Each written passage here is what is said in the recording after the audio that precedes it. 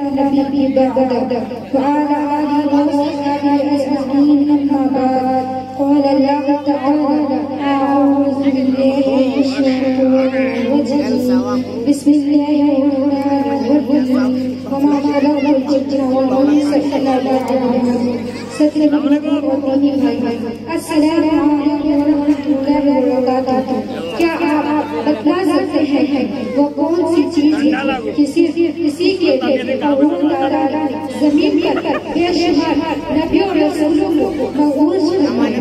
وہ کون سی چیز ہے جو دین اسلام کی روح ہے؟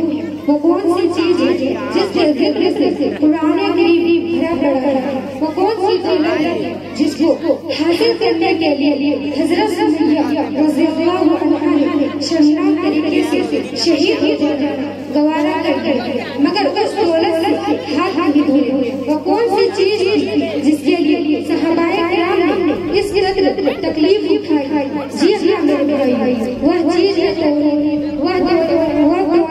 توحید کی دولت ہے۔ دنیا میں جتنے صرف ایک ہی مقصد صرف اللہ کی عبادت ہے، اس کی عبادت کسی کو شریک نہ کرے۔ میرے بھائی، توحید کا مطلب ہوتا ہے ایک شریعت۔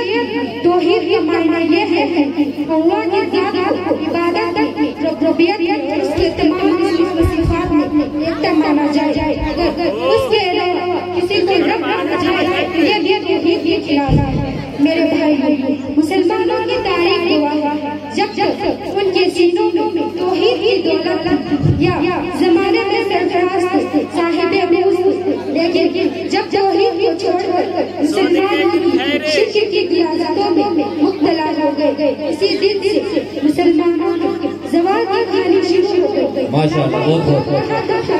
علامہ اقبال کہا تھا کہ توحید کی امانت سینوں میں ہے ہمارے، توحید کی امانت سینوں میں ہے ہمارے، آسان نہیں ہے نام نشان ہمارا، مگر حقیقت یہ ہے دھیرے دھیرے مسلمان ہاتھ ہوتے چلے جا رہے ہیں۔ وہ مذہب اسلام جس کی اس قدر ہو گیا تھا کہ شرک کی طرف لے جانے والا ایک معمولی سے کلمہ بھی زبان سے نکالنا جائز قرار نہیں کیا۔ اسی مذہب ماننے والا آج جگہ جگہ کا توحید کو مٹا کر شرک کی طرف علی گڈھے میں بستے چلے جا رہے ہیں۔ محترم حاضرین، اللہ تعالیٰ نے انسان کو پیدا ہی لیے کیا تھا کہ انسان صرف اسی کی عبادت کرے۔ ارشاد ربنا ماشاءاللہ، بہت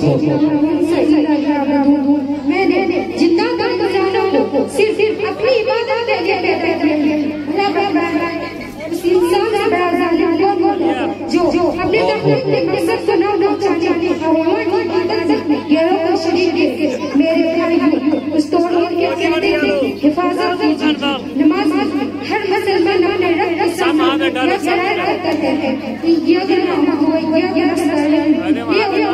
ہم صرف تیری عبادت کرتے ہیں اور تجھ سے ہی مدد مانگتے ہیں، مگر کتنے افسوس کی بات ہے، کتنے ایسے مسلمان ہیں جو اپنی زندگی میں اللہ سے کیے گئے اس قرار کو بھول جاتے ہیں اور یہ بستہ کر لیتے ہیں۔ میرے بھائی،